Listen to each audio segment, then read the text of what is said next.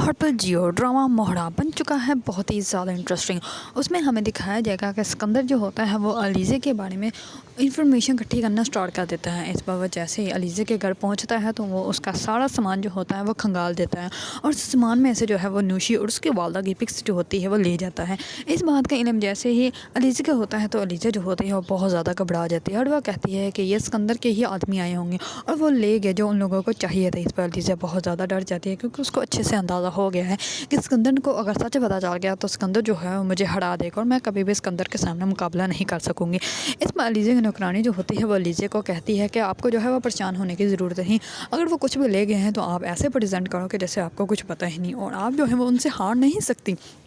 اس پر علیزہ جو ہوتی ہے وہ پہلے تو بہت زیادہ پریشان ہوتی ہیں کیونکہ حمزہ بھی اس کے سے جو ہے وہ سیدھے میں بات نہیں کر رہا ہوتا، اور دوسری طرف جو ہے اسکندر کے ہاتھ میں بھی وہ ثبوت آ گئے ہیں جس کے بل بوتے پر جو ہے وہ علیزہ کو ہار پہنچا سکتے ہیں، علیزہ کو جو ہے وہ اس گھر سے بھی نکلوا سکتا ہے۔ اس پر علیزہ جو ہوتی ہے وہ بہت زیادہ ڈر جاتی ہے۔ دوسری طرف اسکندر کو جیسے ہی وہ پکس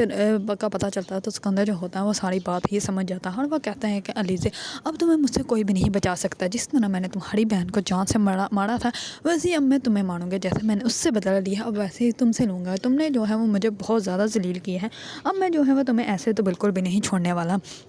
اس بار جو ہوتی ہے اسکندر کی بیوی عریشہ وہ بھی بہت زیادہ خوش ہو جاتی ہے کہ ہم لوگوں کو جو ہے وہ سب کچھ پتہ چل گیا۔ دوسری طرف علیزہ جو ہوتی ہے وہ عریشہ کو کہتی ہے کہ اگر حمزہ درمیان میں نہ آئے تو میں تم لوگوں کو دن میں تارے دکھا دوں۔ اس بار جو ہوتی ہے عریشہ وہ کہتی ہے کہ اب تم ہماری نہیں بلکہ اپنی فکر کرو، اب تمہیں جو ہے وہ حمزہ تارے دکھائے گا اور تم جو ہے وہ کچھ کر بھی نہیں سکو گے۔ اور یہی بات ہوتی ہے کہ حمزہ جو ہوتا ہے وہ علیزہ سے سیدھے میں بات ہی نہیں کرتا، اور وہ کہتا ہے کہ تم یہاں سے چلی جاؤ۔ اس پر علیزہ جو ہوتی ہے وہ کہتی ہے کہاں میں جاؤں تمہارے سوائے۔ اس پر جو ہوتا ہے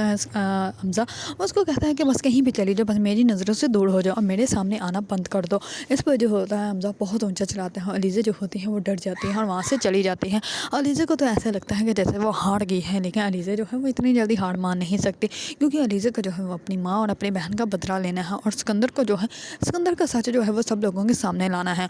کیا علیزہ جو ہے وہ خود کو بچا پائے گی اور اسکندر کو جو ہے وہ سب کے سامنے جو ہے وہ دکھا پائے گی کہ اسکندر کا اصلی روپ کیا ہے؟ اگر آپ لوگوں کو ڈرامہ موہرا پسند ہے تو میری ویڈیو کو لائک، کمنٹ اینڈ سبسکرائب کرنا مت بھولیے گا۔